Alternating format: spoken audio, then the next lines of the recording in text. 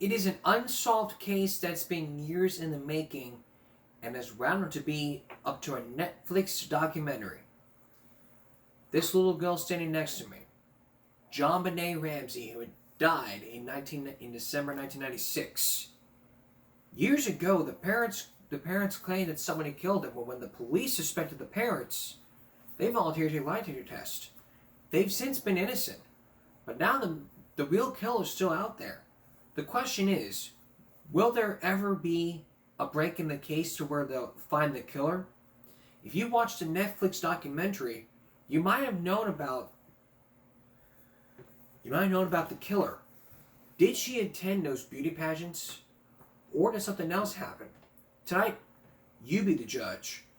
In just a little bit, you're going to meet the director of that Netflix documentary. And for the very first time, both of them sit down for an interview with Savannah Guthrie and Byron Pitts. But first, here's Les Trent.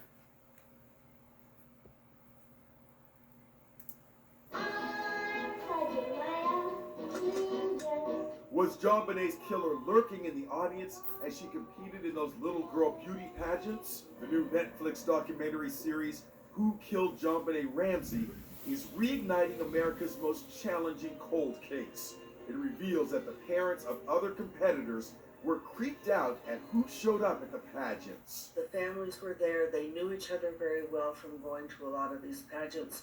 So anyone who was alone, especially male, alone, was scrutinized, observed. In the early days of the case, cops investigated this photographer, Randy Simons, who took these haunting images of JonBenet and for a time was a person of interest. Inside Edition spoke to him in 1997 about her final photo shoot. This is a very special day. He defended the heavy makeup and adult clothes JonBenet wore. It's really a matter of writing and what you can bring up in the facial features and the lips to show expression on camera. But there were other images he allegedly kept on the wall of his dark room, according to the new Netflix documentary. When the police went to his studio, his photography studio, they found some inappropriate pictures of small children. In 1998, Simons was arrested running naked in the street shouting, "I did not kill JonBenet." Simons' DNA does not match DNA found at the scene of JonBenet's murder, but his life went into a downward spiral. In 2019, he was arrested in Oregon for, get this, child pornography. He's currently behind bars until at least 2030. In 2016, we spoke with some of the girls who competed with JonBenet. Brandy Veal still has all her pageant paraphernalia. She performed in a dance troupe with JonBenet and took this picture with her at a Christmas party a week before she was killed. Pageants was a big part of my life, and there was such a stigma around that I didn't want to go there for a while. Thumper Gosney also competed with JonBenet. I remember her personality. I remember the spunk she had on stage.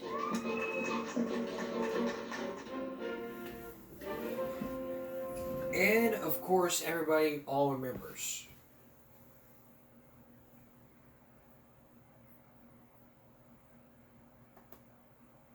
But now we go to that unsolved murder. It could be a new Netflix documentary. Take a look.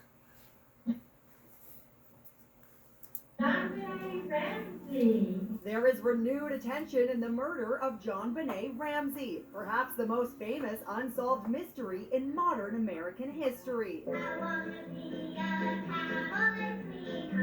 A new 3-part Netflix series, Cold Case: Who Killed JonBenet Ramsey, has people wondering, could it do for her case what the blockbuster Menendez Brothers series has done for Kyle and Eric Menendez? It's also the cover of the new issue of People magazine. JonBenet's father, John Ramsey, now 80, appears in the just-released Netflix series. I'm glad she was in my life for 6 years. This is JonBenet. The series includes charming video of JonBenet performing for the camera. She was just 6 years old when she was found slain in her parents' home in Boulder, Colorado. This is crime scene video of her bedroom, the doors sealed by authorities. The The series also takes viewers into the basement where her body was discovered the day after Christmas 1996. With duct tape around her mouth, she'd been sexually assaulted and garroted. Her body was right there in front of me. John Ramsey says he believes his daughter's killer is linked to another case of a 12-year-old girl who was sexually assaulted 9 months after JonBenét's murder. It's known as the Amy theory. Amy is a pseudonym. She lived about 5 minutes from the Ramsey house and attended the same dance school as JonBenet. Amy's father spoke to 48 Hours in 2004. The first thing that occurred to us was the parallel with the Ramsey case, because it was exactly the same situation. The police, in their wisdom, said, well, it's not the same, because that child wasn't murdered. JonBenet was murdered. If I were a novice detective, I said those are pretty similar methods of a killer. The Boulder Police Department, which has come under fire for failing to solve the crime, says the killing of JonBenet was an unspeakable crime, and this tragedy has never left our hearts. This investigation will always be a priority. And a priority will be, and a priority will always be. Coming up, JonBenet coming up, the father and the director both speak out to Savannah Guthrie and Byron Pitts. Still ahead, what's in store for the Menendez brothers as the trial begins? Please stay with us. If you just joined us, we're talking about a new documentary that could go deeper into the JonBenet Ramsey case. If you don't know the story, it was December 1996, the day after Christmas, when she was murdered and sexually abused and had duct tape all over her mouth. The parents of the child were accused. They took laboratory tests and said that they passed. Well, a couple seasons ago, we focused in on the detective on the case, including the detective who told his side of the story about the case. Now, for the very first time since this documentary, both the father and the director are speaking out for the very first time. The very first time, both the father and the director are coming forward to tell about the documentary and about the case. Could it be linked? Could it be linked to all these murders? And will the documentary, will the 3-part documentary help solve the case and find the real killer? Here's Savannah Guthrie. Is with us now. John Ramsey is with us now, along with director Joe Berlinger. Good morning to both of you. Good morning. Nice to see you. You know, we said 28 years. I mean, it's just hard to even believe. You're 80 years old now. It happens. You said in that clip we just showed, I'm going to be searching for the rest of my life. You are still searching for an answer. That's why I'm here. Yeah. You know, really, I've done these media interviews, and I'm grateful for your attention to it for 2 reasons. One, to keep pressure on the police to do their job. And there's been some horrible failures in that space for the last 25 years. And second, hopefully there's someone who knows something that would come forward. So we want to keep the case alive and in front of people. You still have hope that this can be solved. I believe it can be solved if the police accept help from outside their system.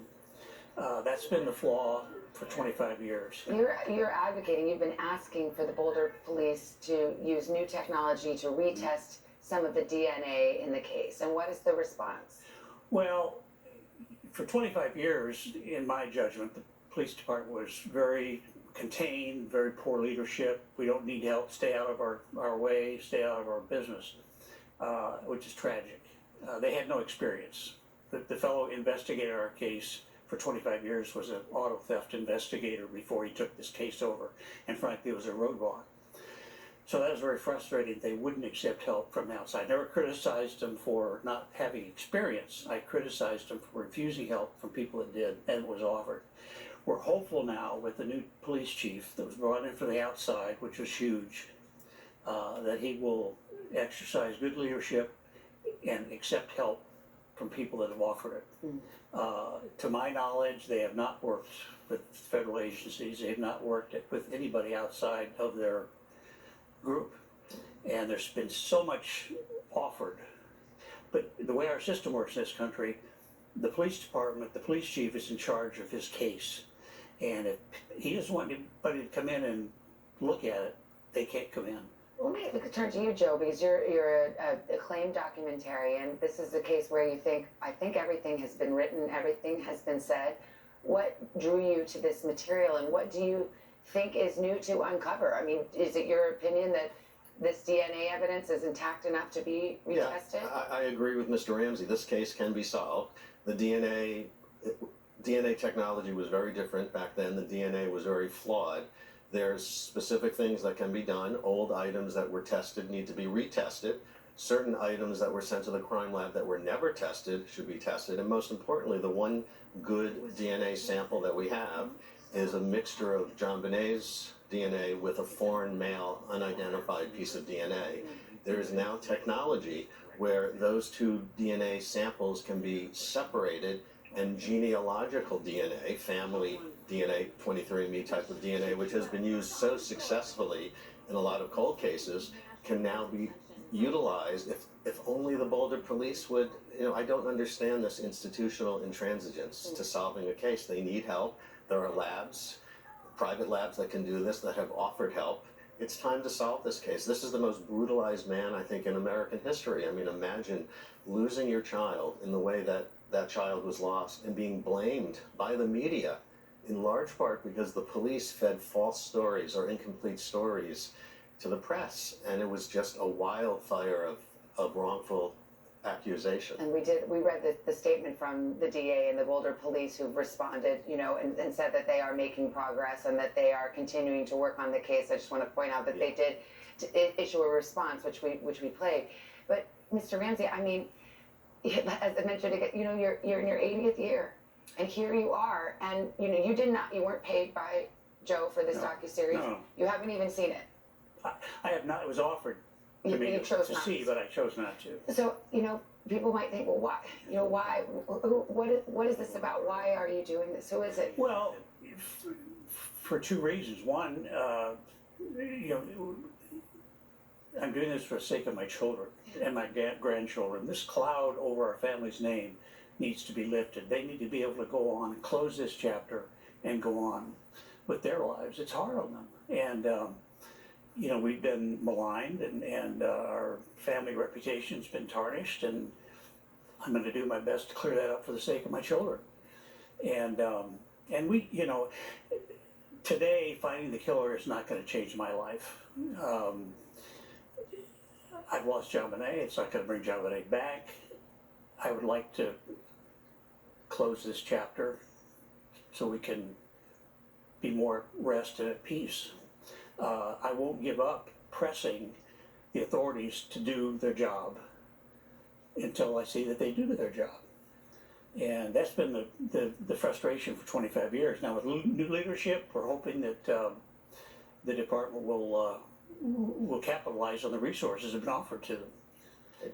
And there's a whole new generation of true crime fans that have rediscovered the story, going down these rabbit holes on Reddit and message boards. Do you consider that to be a good thing? Continuing to blame the family, continuing to spin conspiracy theories, continuing this absurd story that maybe the brother had something to do with it or do with it. It's just nuts. So I really wanted to set the record straight. It's a very clear-eyed examination of how it's so obvious that this was an intruder. I mean, that kind of attention can be a double-edged sword. I mean, we just saw the Menendez docuseries, and now, the authorities in California are seriously looking at re-examining that case and resentencing the brothers. Apparently, there's going to be a docuseries based on this case, the Ramsey case.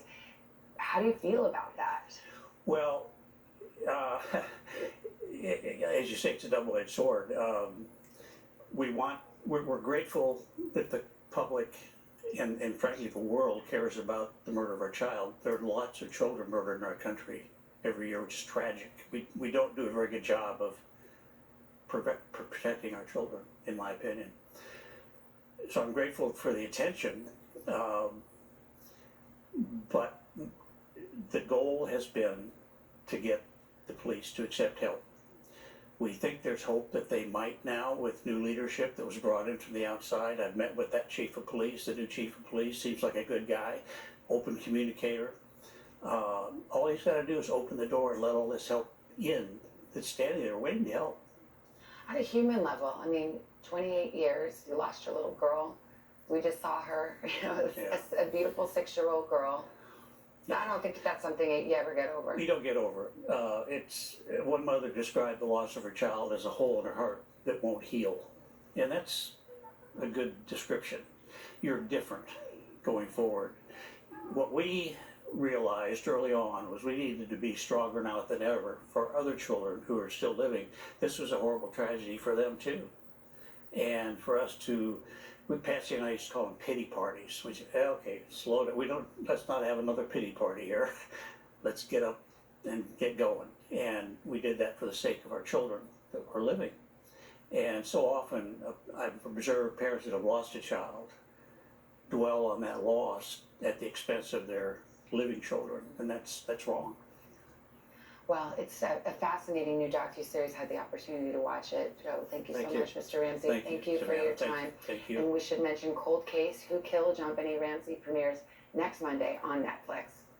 Hey, thanks for watching. Don't miss the Today Show every weekday at 11 a.m. Eastern, 8 Pacific on our... If you want to watch that documentary, find your local Netflix provider, and you can watch it on Netflix. Just look it up, and maybe then you'll find out who might be the real killer. Maybe it could be somebody that, maybe it could be a family member. We probably won't know. But come up on Saturday, we're gonna take a closer look into that detective who investigated that case in a Elizabeth Vargas exclusive. And along with that, we're gonna take it back to 2000 when Barbara Walters interviewed the Ramsey parents. As they sat down with Barbara for their very first interview since the case is still open. Did they have something to do with it? We'll watch the interview and find out. When we come back, both of these people are going to speak now to Byron Pitts. And still to come, how is this going to compare to the Menendez brothers years later? It's been 28 years since JonBenét was murdered, and it's been almost 25 years since this case was not solved. If the police would just sit there and say, we'll help you out, instead of saying, you better stay out, you better get the fuck out of my room, otherwise I'm gonna beat your ass. It's like, what the hell, bro? We're gonna raise common sense, and then we're going to compare and contrast. We'll take a little break. We'll be back right after this. Stay with us. The Ramsey case could be solved if the Boulder police decides to stop putting their thumbs in their asses and say, yes, we'll use that new technology, we'll solve the murder. But right now, they don't want any outsiders standing in the way. All they want to do is just simply suck their thumbs and say, nope, we do not want your help. Get the fuck out of here. That's exactly what I think, I have some common sense about this. I'm going to explain it to you later. But if you watch that documentary, you know exactly what we're talking about tonight. And like I said before the break, on a Give Me Break Saturday, we're going to take a second look into that detective who spoke to Elizabeth Vargas. And along with that, the Ramsey parents back in 2000 who spoke to Barbara Walters. Now the father and the director are back speaking with Nightline. Here's Byron Pitts. I had JonBenét bless my life for 6 years, and she really was a blessing. Just an amazing little kid. It's been called one of the most famous cold cases of all time. 28 years ago, John and Patsy Ramsey woke up the day after Christmas, realized their 6-year-old daughter, JonBenét, a child beauty queen, was missing. A threatening handwritten ransom note demanding $118,000, the exact amount of John's bonus, was found on the stairs by the kitchen. So I heard Patsy scream, and that was a horrible shock. And we called the police immediately. What's going on there, man? We were kidnapped. Hurry, please. Explain to me what's going on, okay? There's a note left in our daughter's door. 7 hours later, John Ramsey found his daughter's lifeless body in a small room in the basement. JonBenét's autopsy determined she had been sexually assaulted, strangled, and her skull was fractured. Unknown DNA was found under her fingernails and in her underwear. JonBenet Ramsey, the little girl in Colorado, was murdered. Beauty queen JonBenet. JonBenet's murder has frightened residents of Boulder. For decades, the case transfixing the nation. John and Patsy quickly became suspects despite the lack of evidence linking them to the crime. There was no evidence of a break-in. There was no jimmying on the front door. There were 4 people in that house, and 1 died overnight. From the very beginning, they suspected the parents. The Ramseys have always insisted they had nothing to do with their daughter's murder, eventually sitting down with Barbara Walters to try to set the record straight. Mr. Ramsey, did you kill JonBenet? No, I did not. Mrs. Ramsey, did you kill your daughter? No, I did not kill my daughter. It would take 12 years for the Boulder District Attorney's Office to completely clear the Ramseys and their son Burke. All the while, JonBenet's killer has never been found. You still feel like it's a cloud over your family name? Because there are still people in the country who still believe Absolutely. that your wife were No responsible. doubt. And we could have the killer confessed, arrested, in prison, and there'd still be 5 to 10% of the population that, yeah, it was the father, or yeah, it was the mother. Now John Ramsey is working with director Joe Berlinger Someone killed his 6-year-old child. on a new docuseries streaming on Netflix, Cold Case, Who Killed JonBenet Ramsey. You have to go deeper. You have to sort the DNA we have today and make more sense of it. We think the crime can be solved. We want to pressure the Boulder police to test DNA. JonBenet's blood was mixed with a foreign DNA. We need to separate out those 2 profiles, which can be done now. John Ramsey is confident that advances in DNA technology can find his daughter's killer. There's been a number of old cold cases solved using this genealogy research. Let's do a reverse family tree and see if he had a relative living in Boulder in 1996. That's what we're asking the police to do. The Boulder Police Department told Nightline in a statement, "We are committed to following up on every lead, and we are continuing to work with DNA experts and our law enforcement partners around the country until this tragic case is solved. This investigation will always be a priority for the Boulder Police Department." The docuseries re-examines the early days of the investigation. Is it fair to question the Boulder Police Department's experience, ability to investigate a homicide of this kind? I don't think so. Just because you have 1 homicide in a year, I think is actually a sign of remarkable strength in a community. That lack of experience procedurally created a lot of problems in the crime scene. I remember covering this story as a younger journalist. There was no more important story in the country than the disappearance and the death of your daughter. With all that attention, all that scrutiny, why hasn't this crime been solved? One simple reason: the police have refused help that was offered, and it could have helped.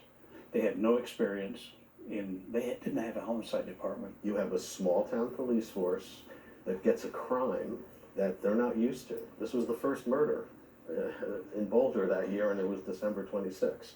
So they don't have a lot of murders, particularly where a little girl is tortured to death. From the beginning, there were questions about how the police handled the investigation. There was a group of police investigators that had gathered at the Boulder Police Department that morning.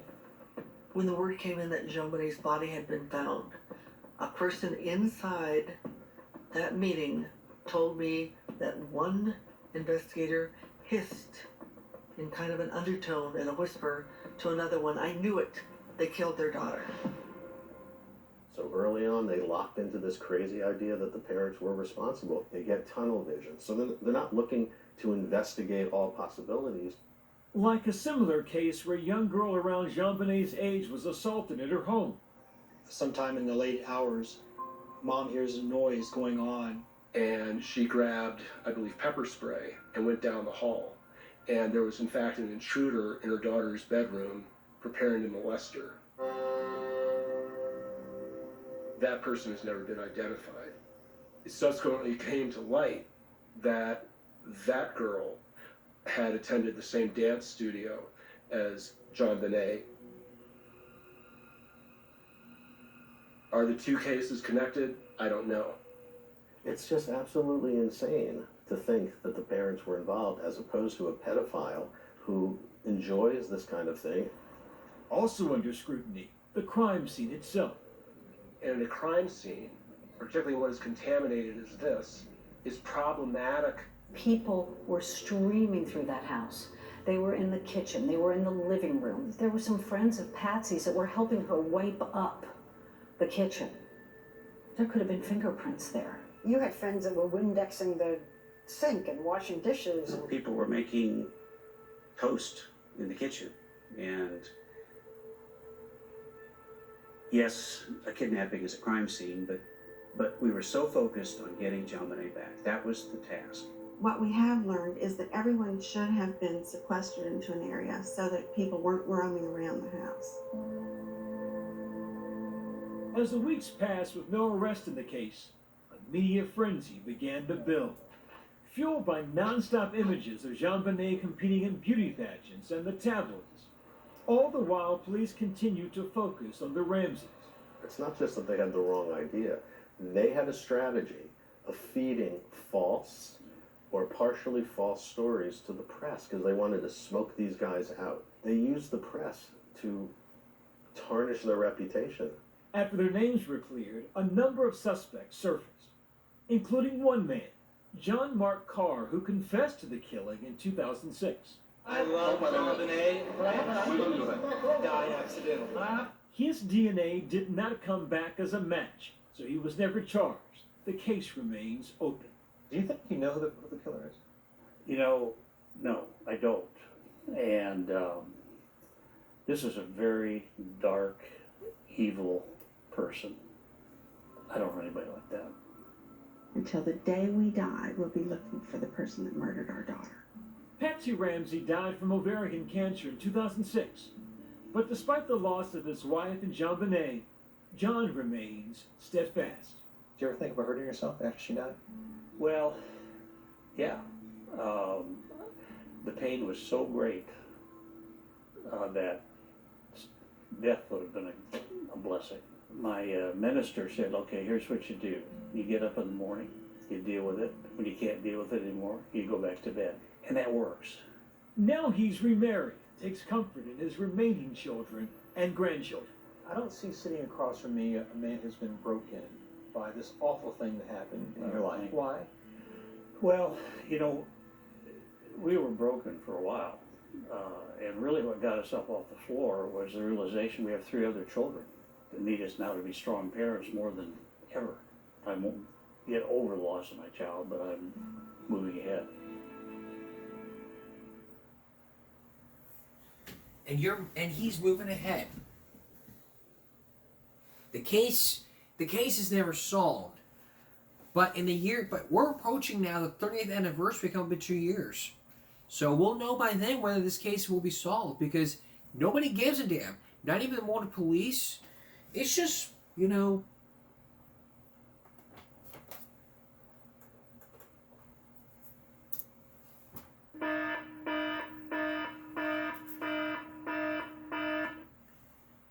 it's okay if you don't want help. Look, people ask for help all the time. And a lot of times people say, yes, you can come by and help. A lot of people say, no, we got it from here. Thank you so much. But being rude, you don't have to be rude about it. If you don't want them to help, okay. But there's new technology that could really help in the case. And you're sitting there saying, nope, I don't care. We're not going to try it. I don't care. If you really cared about the child, you would really do it for the father.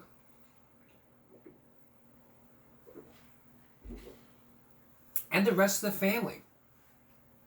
The dad would be proud. The brother would be very happy. He spoke to Dr. Phil, and he told his side of the story about what happened. You know? We'll put that video link in the description below. But what you have to understand here is if you use new technology, it could really help catch killers. And people may sit there and say, yes, that's true, but we're fine with the technology we use. Isn't it time for you to upgrade? It's time for you to say to yourselves, hey, you know what? We need an upgrade. And they would have been, and people would give you saying, yeah, that's a great idea. Yeah, it's actually a great idea. People, yeah, that's a great idea. And police chief, yeah, but, now we're gonna do this my way. But the police chief was happy enough to let them communicate, but they won't help. Communicate, but no help. What is wrong with society these days? What is wrong with society? What is wrong with the world we live in where nobody asks for help? We live in today's society. In today's society, we live to where nobody asks for help. Nobody does. And 8 years ago, that brother spoke out to Chris Hansen. I mean, not Chris Hansen, Dr. Phil. And he told his side. We'll have the link in the description below saying what needs to happen.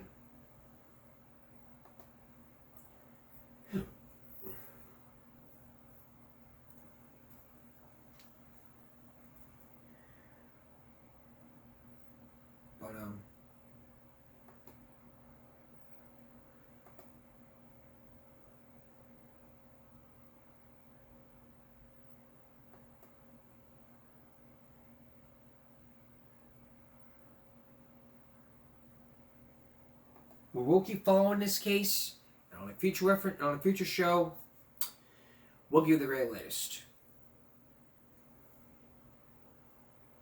Up next, the Menendez brothers are back, together in court.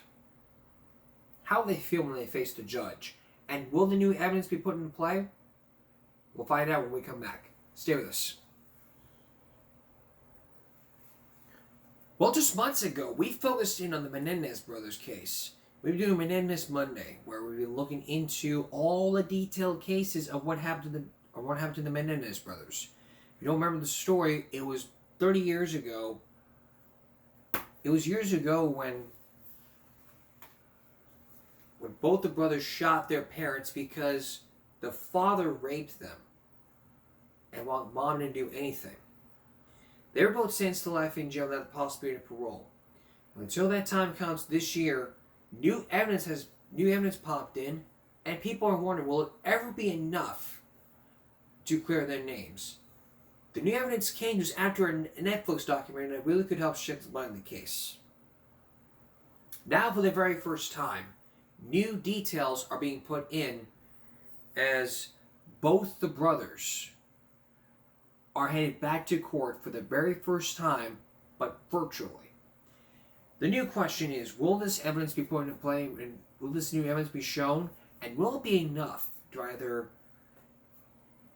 set them free or have them stay in prison? Take a look. Nearly 3 decades after the Menendez brothers were convicted of killing their parents, Jose and Kitty, for the first time in years, Eric and Lyle will be back in front of a judge, joining virtually in court today as they make their case for resentencing and release. No one believes us. Interest in the brothers' story skyrocketing after the release of multiple series and documentaries about the 1989 murders. Eric and Lyle's attorneys now arguing new evidence proves their claims they acted in self-defense after years of sexual abuse by their father, something they testified about during their first trial in 1993. Did you cry? Yes. Were you scared? Very. But to this day, the original prosecutor telling Dateline their alleged abuse doesn't justify murder. The law doesn't allow them to kill their father, even if he was a child abuser.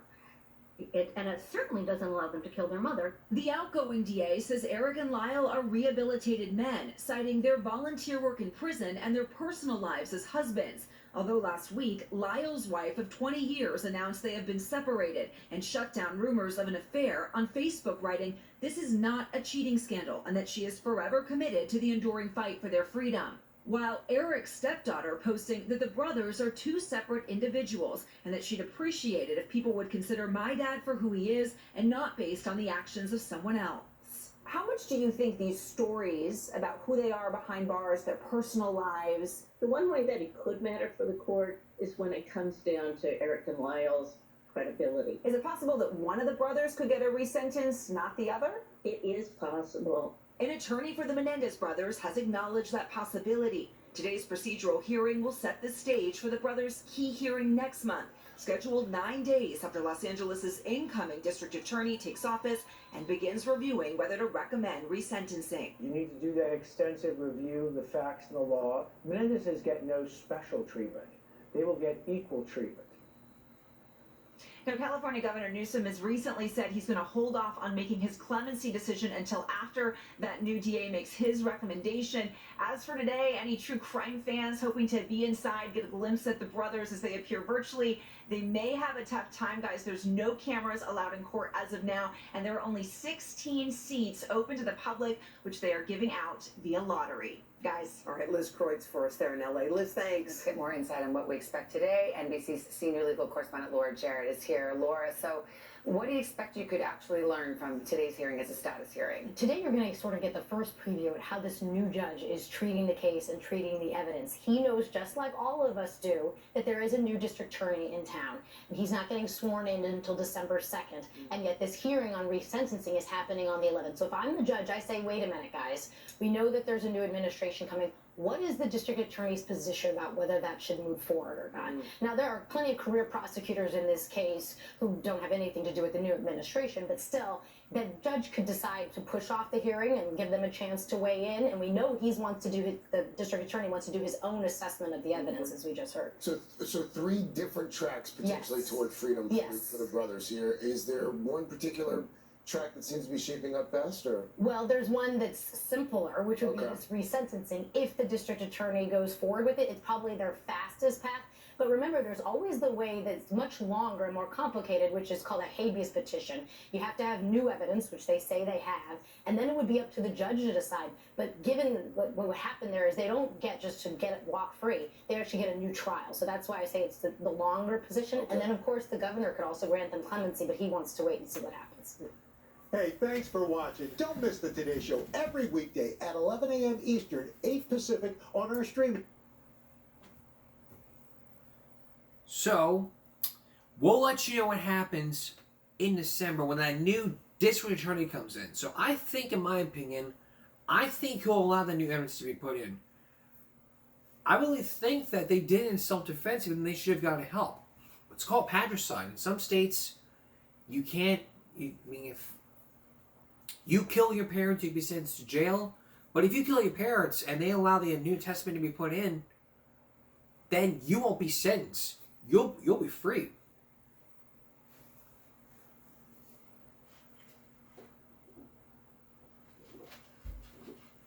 One person in one state killed somebody, and that person got free. While another person killed the mom and dad back years ago, and that person was sentenced to jail. How can you compare to what these two did? They should have went to therapy. They should have talked to people and say, this is what my father did. CPS would have been notified. They would have moved out, and mom and dad might still be alive today. And if Dayline had asked them, or 2020 asked them, did you sexually abuse the Menendez brothers? And if they say no, or how about a lie detector test? The question to be asked: did you sexually abuse both brothers? You answer no, and the results for your lie detector test is that you did not tell the truth. That was a Steve Wilkos first. Okay. Over was Dr. Phil, who did the first question. Be two separate questions. Question 1: did you sexually abuse Lyle Menendez? Your answer was no. Did you sexually abuse Eric Menendez? Your answer was no. And the results for both those questions is deceptive, that you did not tell the truth. Or it could be different. The results for both those questions is non-deception, you told the truth. Same thing for the mom.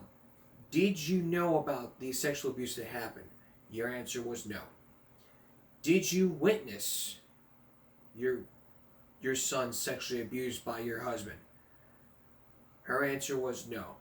Results of both of her tests would have been deception or not deception. Either she was telling the truth, she told the truth, or she didn't tell the truth. It would have been a +6 or -6, or would have been extreme deception indicated. That's what would have happened if the parents had still been alive.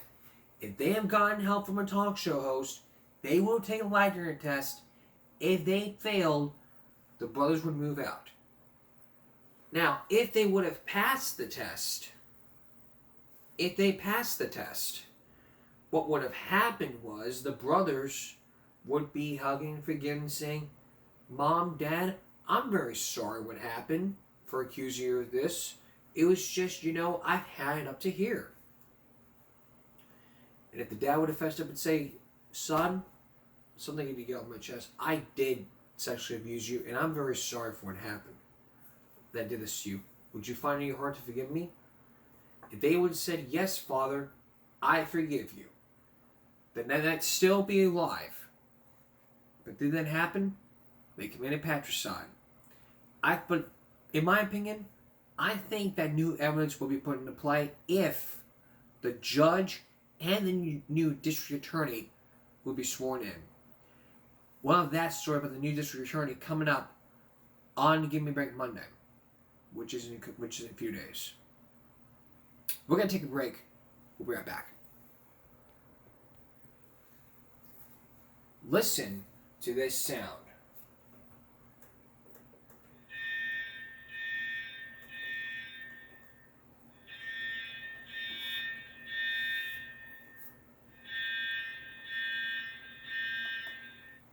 If you ever grow tired of that sound, that's the fire alarm. It's used often in case there's a fire, but oftentimes places like hospitals, restaurants, and schools, they do fire drills. But mostly it's the schools that do these lockdown drills and fire drills. That's exactly what we're talking about in our Give and Break second look. Tonight we're going to take a second look into our school drills. And we talked about these fire drills basically 2 years ago. 2 years ago, we focused in on fire drills. Basically the do's and don'ts when it comes to a fire drill. You saw my reaction. You saw me watch those 2 videos. But now, because of the new angles, you're going to see for the very first time the do's and don'ts of a fire drill. So, with this in mind, let's look at the do's and don'ts of this fire drill. Let me tell you, from my perspective,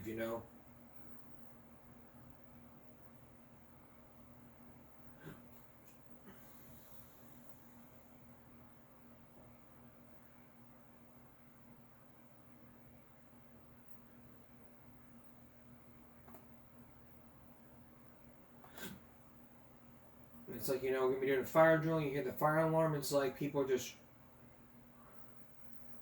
running out of the hall. So here's something from Deep Heat. So boring today. There's a fire! We gotta get out of here! Alright, single file line, everyone. We don't have time for that! There's a fire! I don't care, just do it! Can we go a little faster? Be quiet! Keep walking, okay? I think there's better ways to do this. To pee? Here. Tommy? Where's Tommy? I need help! Oh no. Oh my. And that's why you stay in line. School's so boring today. There's a fire drills happen once a month. Now, if you're in a fire drill, you hit the fire alarm, you stay in a single file line. You stay in a single file line, and you stay with your teacher. I've done many fire drills where I've stayed with my teacher. There was one instance to where I couldn't even find my teacher. And so my history teacher was all like, be with me, like, okay. I had no idea where my teacher was. I was like, okay, where is she? And because I was like, Mr. Carmen, where's the teacher? I don't know. I don't know where my teacher is. Like, I don't know. He kept asking me, where's the teacher? I don't know. Where's the teacher? I don't know. It's like, You need to be with your teacher. They do roll call, they count your name, do roll call. Tommy, Billy, Jessica, Tigger, Sammy, Mason, like Mason here, Tommy here, Billy here, George here, Missy here, Georgie here, etc. The don'ts, the fire drill. That's what the do's and don'ts. Let's look at the don'ts of the. Now we focus on the do's, which I already know. The don'ts of the fire drill is this.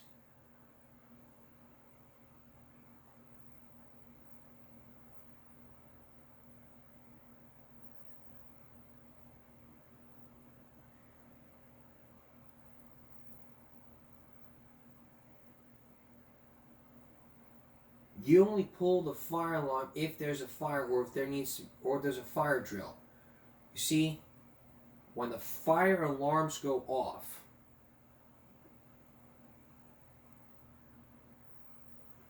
we have to take it very seriously. And to you may be an April Fool's joke, but it's not an April Fool's joke. What if there was a real fire? You think it would have been funny back then? It was not funny. Don't pull the fire alarm for April Fool's joke, number one. Second, never bring your stuff. Fire drills only happen like 4 or 5 minutes.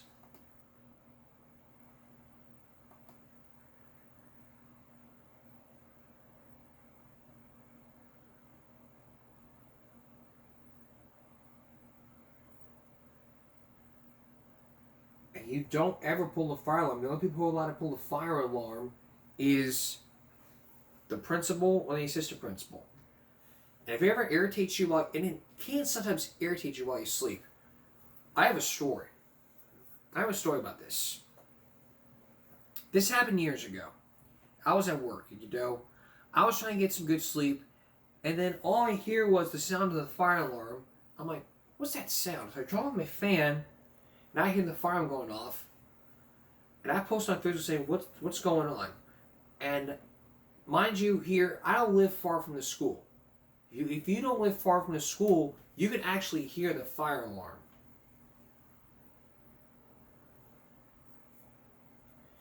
And so I'm like, beep, beep, beep. And I'm trying to sleep, it goes, beep, beep, beep, beep. I'm like, damn it.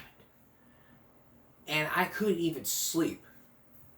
So I posted on Facebook, and then, I'm like trying to get through it, and I'm like, you know what, fuck it. I didn't sleep last night because of the fire alarm, and so I talked to my boss, and I told her, hey, I couldn't sleep last night because of the fire alarm. And minutes later, she's all like, you know what, I'm going to send you home today so you can get some rest. Okay.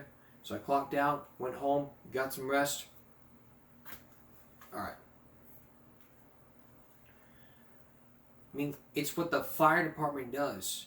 And there's days to where you're going to have to get used to it while you sleep. And believe me, And when it comes to fire drills, you always need to put your stuff down and stay in a single file line. That's where our next drill comes in. We focused in on fire drills. Now take a second look at the lockdown drills. Basically, during lockdown, you are to remain hidden.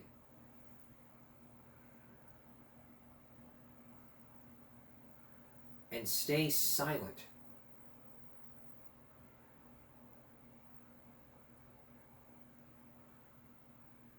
So if they tell you, so this is what they do. If they tell you that, okay, students, we're going to have a lockdown drill, please remain silent. You are to remain on the other side of the room with your heads down. And people are just walking around making sure that all the doors are locked, all the stuff's closed, all the windows are closed. Because if you don't do that, if an intruder comes in, you're already dead.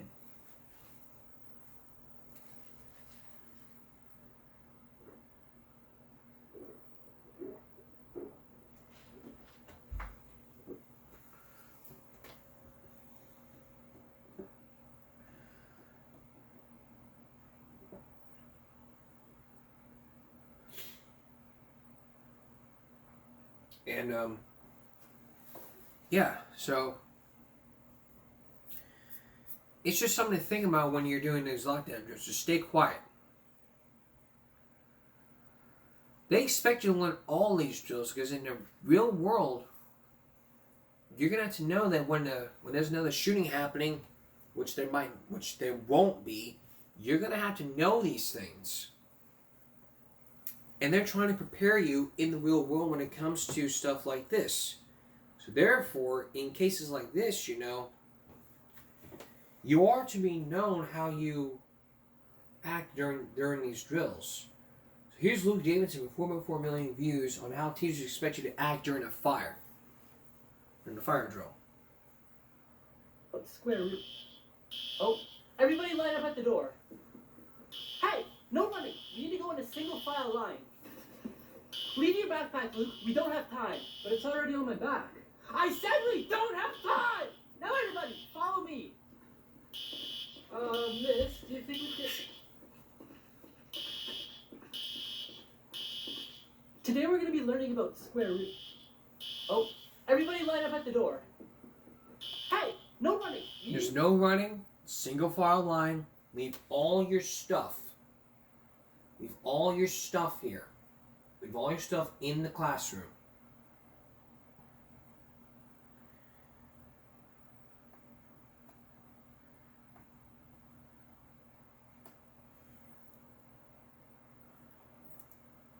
Yeah, so now we focus in on school fire drills, school lockdown drills.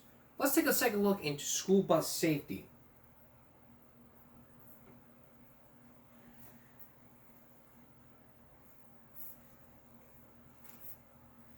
It's just something that you really, really need to know.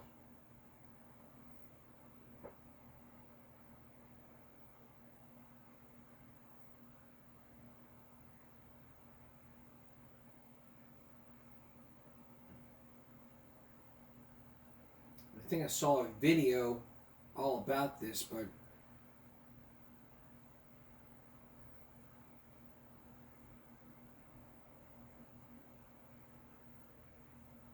I'm not going to be wasting my time to be looking for that video. It's just basically, you know, you have your front door, back door, emergency window, this, that, and the third. But what I want to do is, speaking of school bus safety, I want to take a look into bus drivers yelling at students. Basically,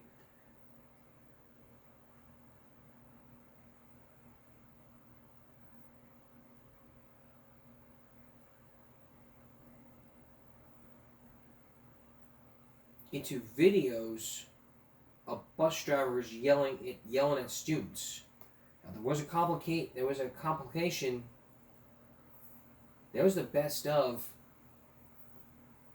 these bus drivers yelling at the kids. And you can basically find a whole playlist of these. Find a whole playlist of videos of all these bus drivers who are basically yelling at the kids. Let's take a second look at a few of my favorites, starting with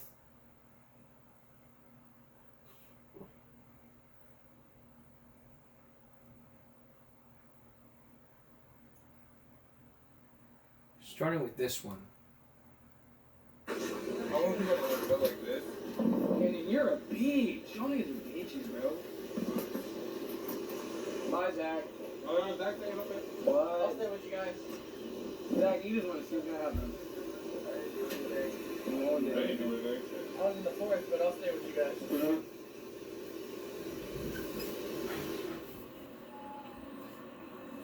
Can I stay? Sure, babe. I guess something else. You can go. So. You guys are all buddies, and I get that. And y'all want to go to school, and I get that. And y'all want to have your music, and I get that. And I don't complain about that. I want you to know there's 200 drivers in the school district, and 199 of them will take that speaker away from you. Do I? Do I ever jerk you around about it other than say, please turn down a little? I'm trying to let you guys have your days in high school. It's the best part of your life, trust me. Hopefully. I don't want a problem.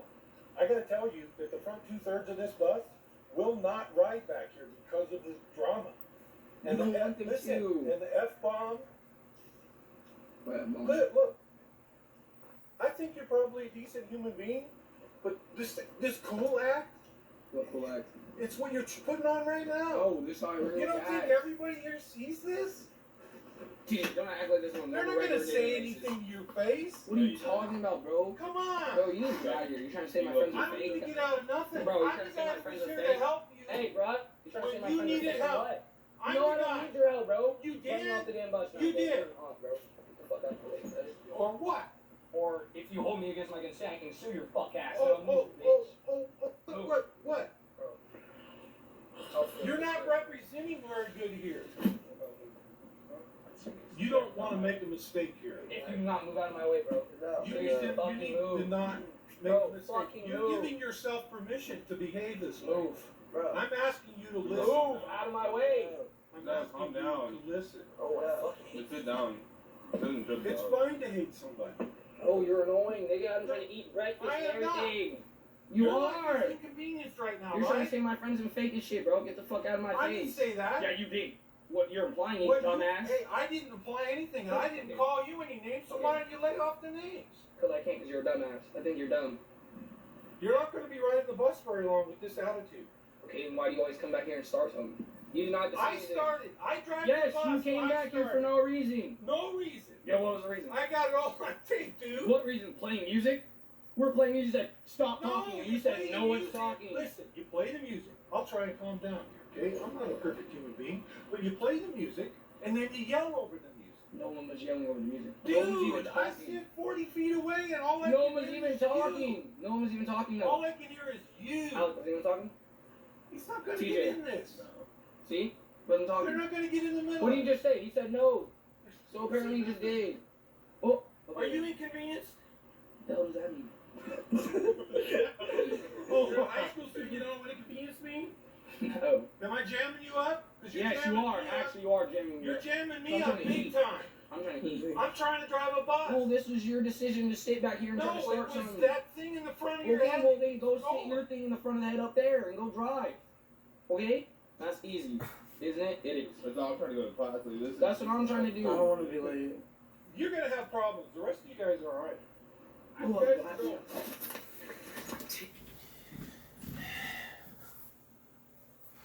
Keep your mouth shut. That's all you gotta do. When a bus driver tells you to do something, you do it. You don't get up in their freaking face and go, this, that. And go this, that, the third. You don't have the right to go do that shit. Nobody has the right to do that shit in the presence of a bus driver, you know? They can get pissed, they can get angry. All they freaking want. I will say this. I have never been rude to any bus driver ever. If they tell me to do something, I can do it. Then I'll do it. Just like the other day, a bus driver tells me to turn it down. I turned it down. I did not argue. I did not fight. I did not say a damn thing. All I did was listen, and do what I'm told. That kind of stuff can really get you in a lot of trouble because seriously though,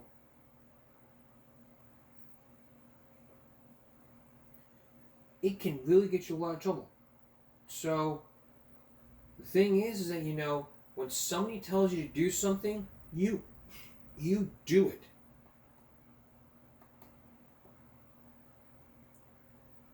Here's a two clips, and then we're going to take a break. These two are from Dylan Smith.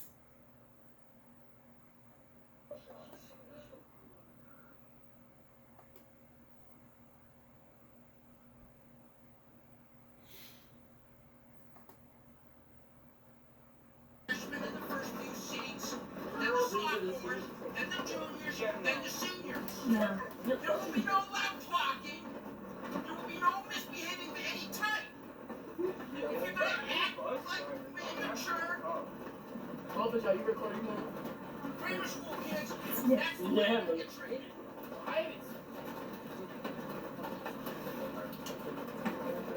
I've asked you time and time again not to trash my bus. People seem to feel that they're entitled. This bus is a privilege, not a right. My privilege. Yo, shut up. We paid for you, bro. I paid to be on this.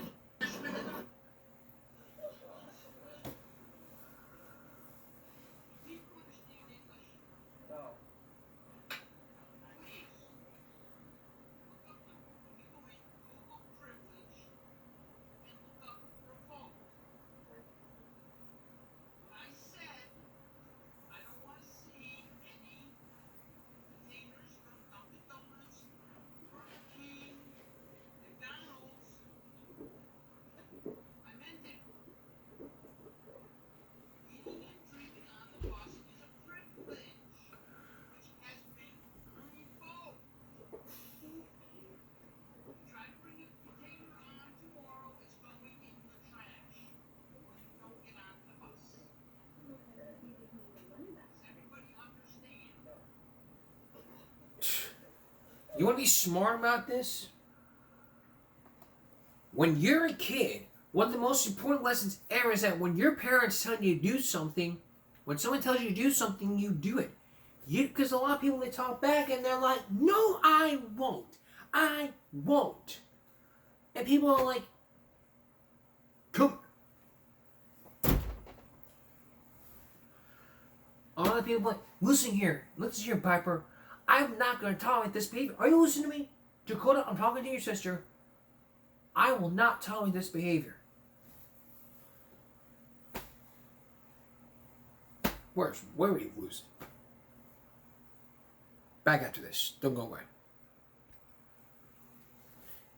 Here's a bus driver. Here's a bus clip that would even knock your lights out. This was after I graduated high school. This was 8 years after I graduated high school. This was from the channel.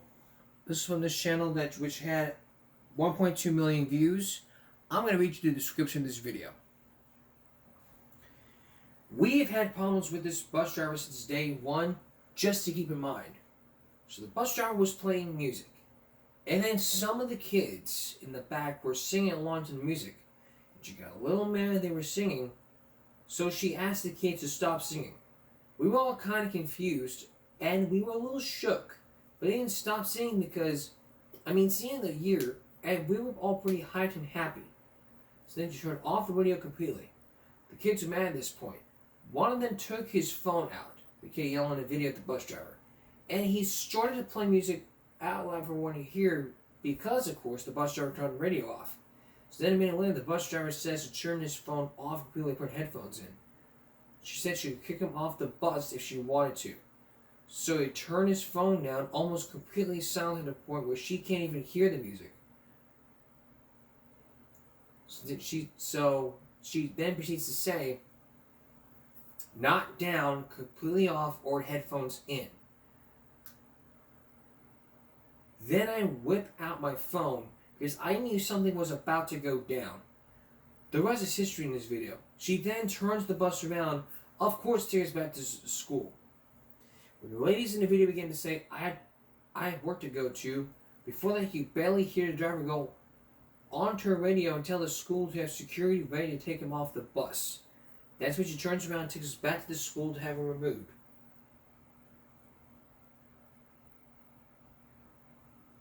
So you know the story.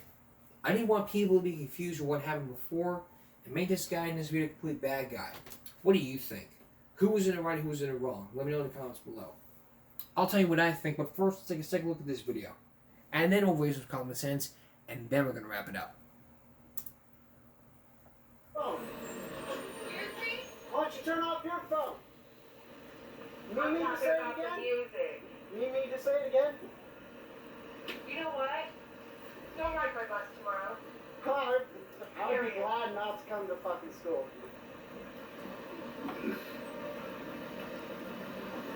Smoke some more pot, you'll give less fucks.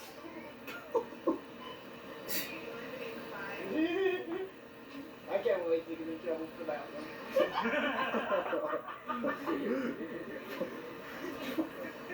Smoke some more pot, you'll give less fucks.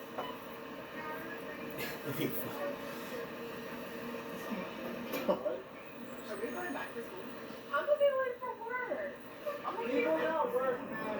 I know shit. I know Same, but what's it? That's like, we just, you know, I go through so much shit. That's cool. Was it back there? I'm not sure. I'm just thinking about how to find is that bad. She could even hear me because I forgot to turn that phone.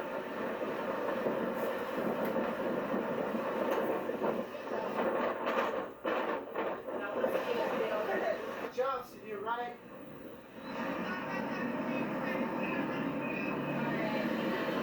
We're seriously going. She's taking us back to school.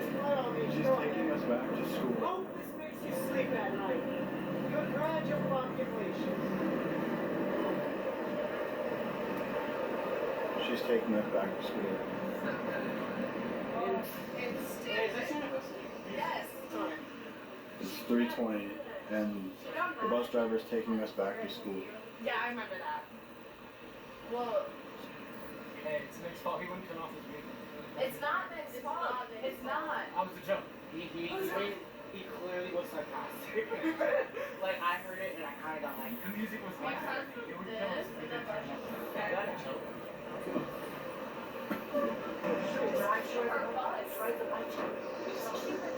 That's the language you're supposed to speak. Not to school, the school district. Yo, I didn't turn on them.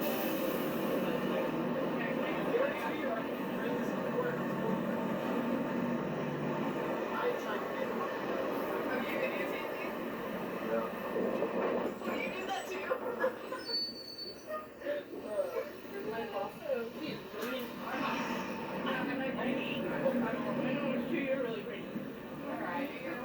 You know when you don't wear makeup, when you such a thick show, like. Oh, here's Howie. Fuck you, Howie. Howie.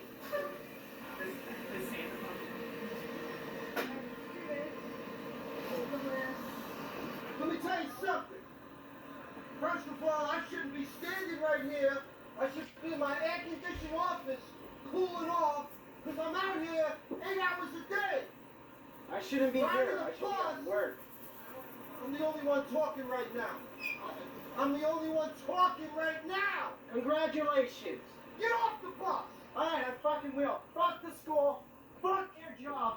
Fuck your job. Fuck everyone.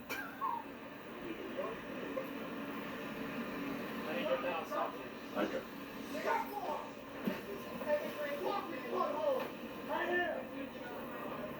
Can you just go?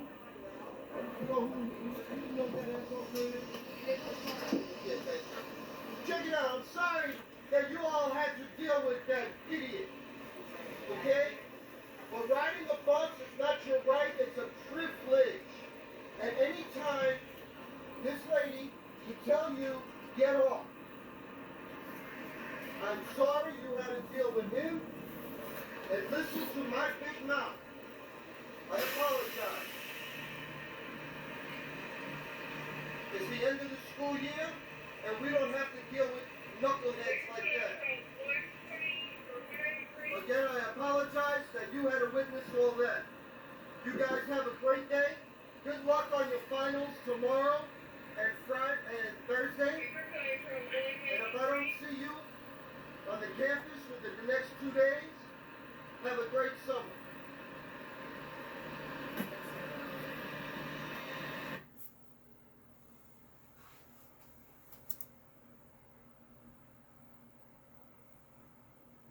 It's not even me asking yourself who was in the right and who was in the wrong. The bus driver was in the right. Let me tell you, riding the bus is not your right. It's a privilege. It's 3 strikes. It's basically 3 strikes, you're out. Come on. I got you a perfect seat right here. I didn't ask you what you wanted. I said up here now. No, trust me, that's least your worries. Come on. Come on. You don't want me to make a phone call and have the cops come and get you.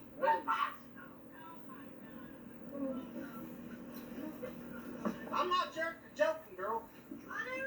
Come on. Guys, I don't care. I don't tolerate it. You got a book bag, books, anything? No, he can come up here with you because you're not going back. Go back and get it. Go back and get it. Come back up here and sit. This is your permanent seat. If you don't like it, your mom and dad can take you to school. It makes it better on me. Well, they can. I mean, oh, well. Don't be mad to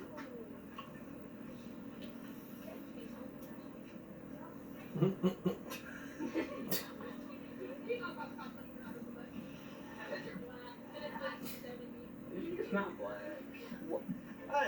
And it is not Winston. Yeah, come on. Come on.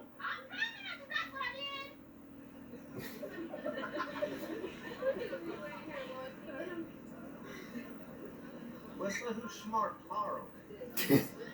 I'm smart. Mama's smart. I am. 1 + 1 is 2. I'm not even, I don't see my butt here. I just. Come on. Yeah, I like that video. Come on. I got your perfect seat right here. Come on. Got your perfect seat right here, buddy.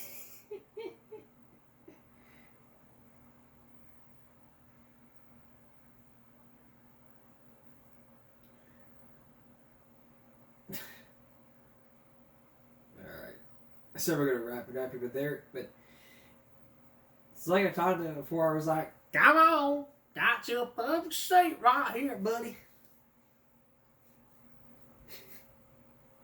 Let me show you. This one I had this set on my computer years ago, on my desktop computer. Take a look.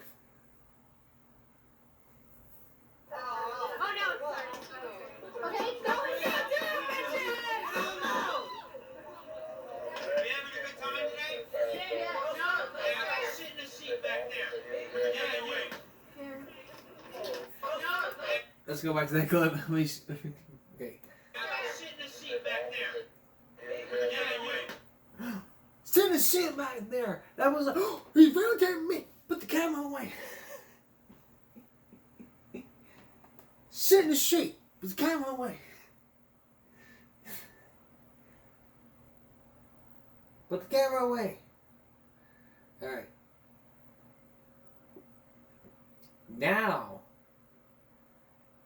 Now we go to this video which I'm going to talk to you about. 3 strikes, you're out. Basically, if it's your first time, it's 3 days off the... 3 days. Second offense is 5 days. And the third time, you lose your bus privileges. After the third offense, you're off the bus permanently for the rest of the year. Not 3 days, 4 days, 6 days, week, 2 weeks. You're off the bus permanently after you get a bus conduct report which says that this person did this, that, the third. So let's take a look.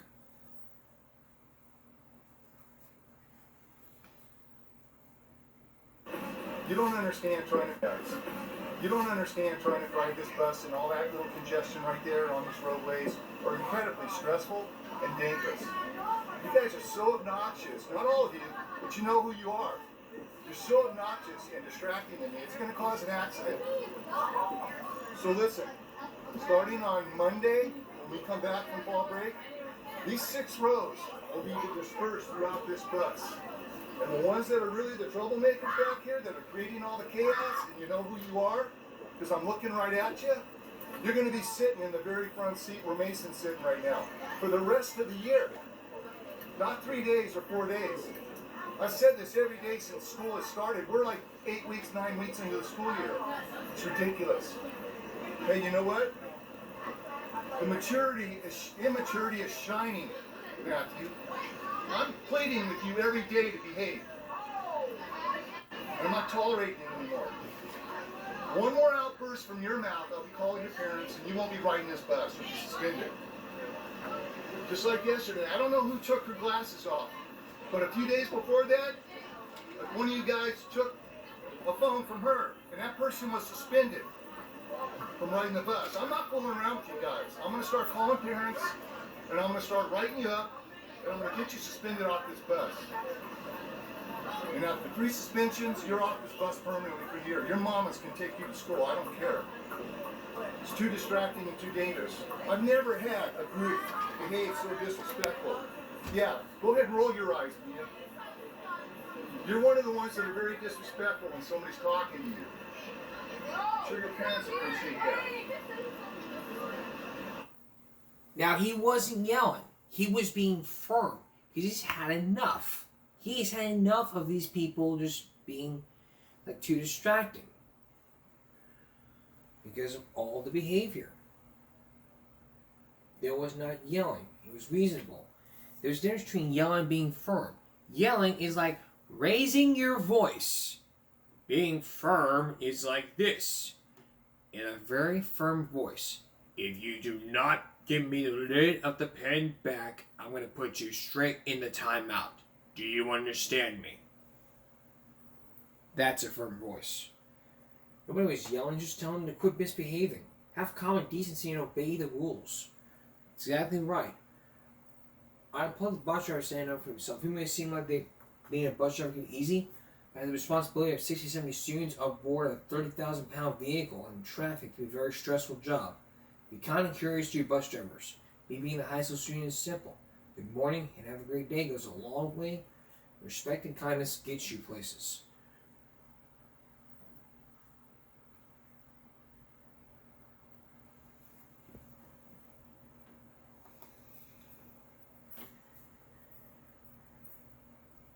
And one must remember this.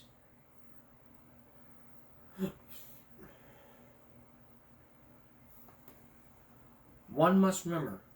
When you choose the behavior, you choose the consequences. When you choose the behavior, you choose the consequences. You must always remember, when you choose the behavior, you choose the consequences. That's the whole key. If you choose to misbehave, then you choose the consequences of what's coming next. We have to learn to take accountability for our actions.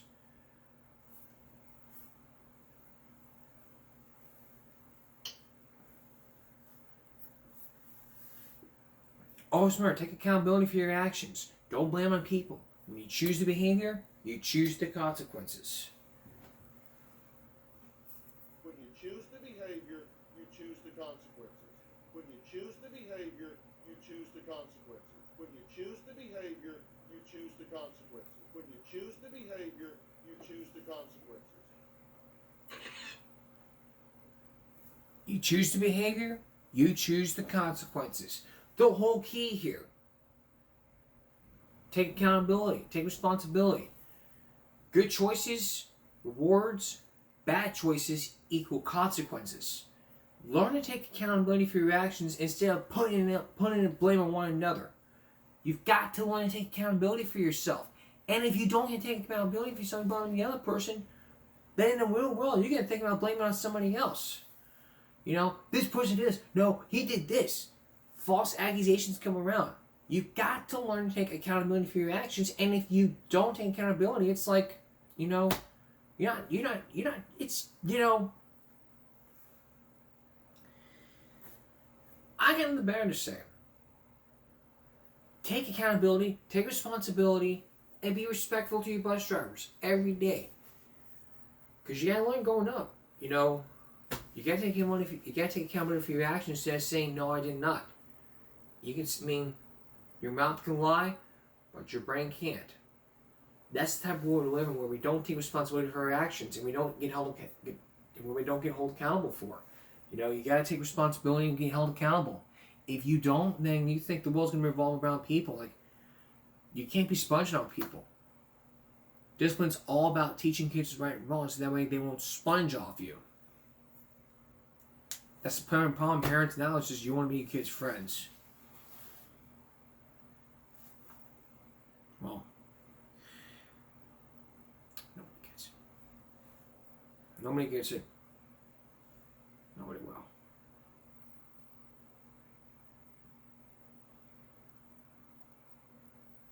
That's all for this edition of Give 'em Break Friday going to Saturday.